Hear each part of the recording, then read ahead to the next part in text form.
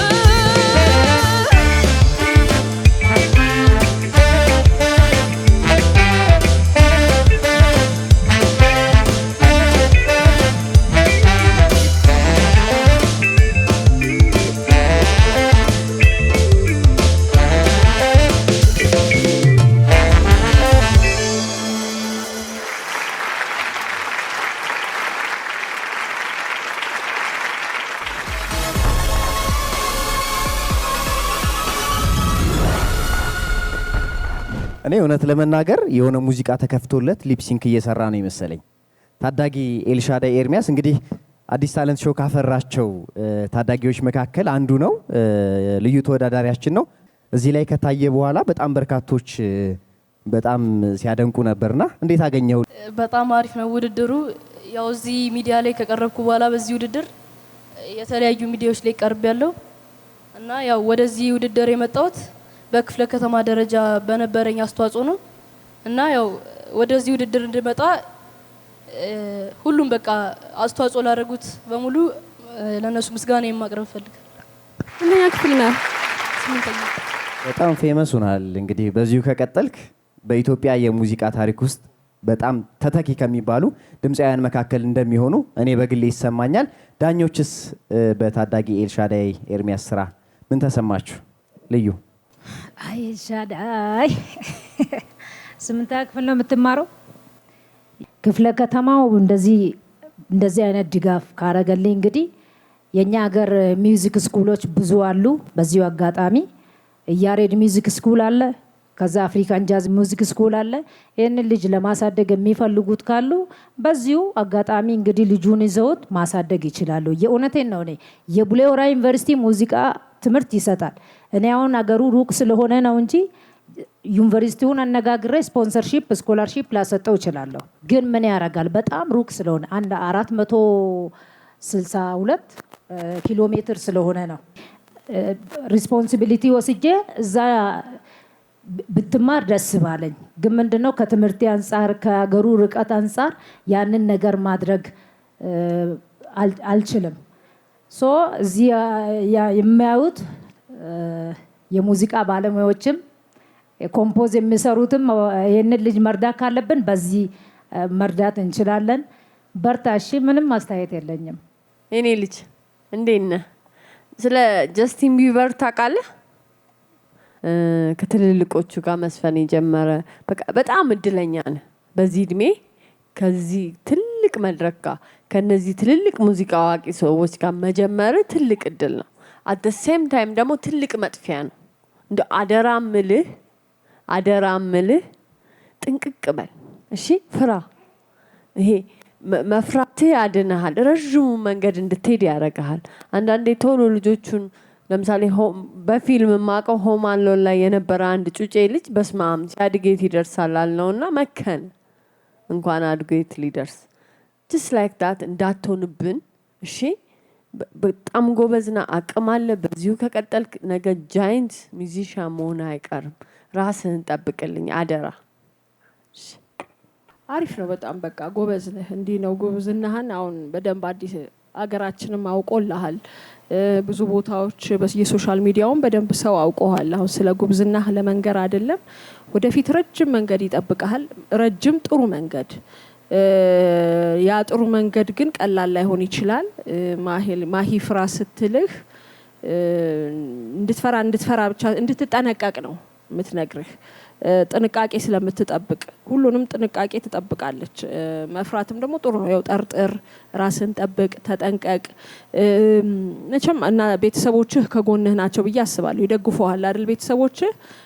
ይሄንን ደግሞ ከበለጠ ደግሞ አሪፉ ነገር ቤተሰቦችህ የሚያግዙ ስለሆነ በዚህ ጉዳይ ላይ የቤተሰቦችህን ፕሮቴክሽን ካገኘህ ምንም አትሆንም።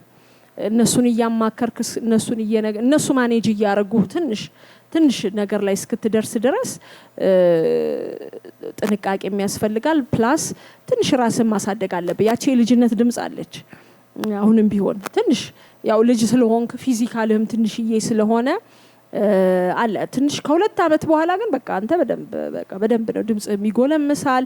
16 አመት ስትሆን ይሄ ፒውበርቲ በደንብ ሲወጣ አንተ ገና ትንሽ ስስ ነገር ስለሆንክ ጉርምስናውን በደንብ አንተ ላይ አልተገለጠም ገና ነው እና ከ2 አመት በኋላ በደንብ ትለያለህ። ምናልባት ደግሞ ያ ድምጽህ እየተቀየረም ቢያስቸግርህ እሱም ካለፈ በኋላ አሪፍ ነው የምትሆነው አንተ ምንም ጥርጥር የለህም። ጉዞህ ያማረ ይሁን ይሳካልህ። በዚህ አጋጣሚ እንግዲህ የሰማችሁ ትልልቅ ሙዚቃ ላይ ትምህርት የምትሰጡ ተቋማት ይሄ ልጅ እንዴት እንደግፈው የሚለውን ነገር አስቡበት። የፕሮዲውሰር እንኳን ችግር የሚኖርብህ አይመስለኝም። ግን ትንሽ እድሜህ ከፍ እንዲል ነው እንጂ ምንም ችግር የለብም። አንተ ከ2 አመት በኋላ ገበያ ውስጥ በደንብ ነው የምትገባው።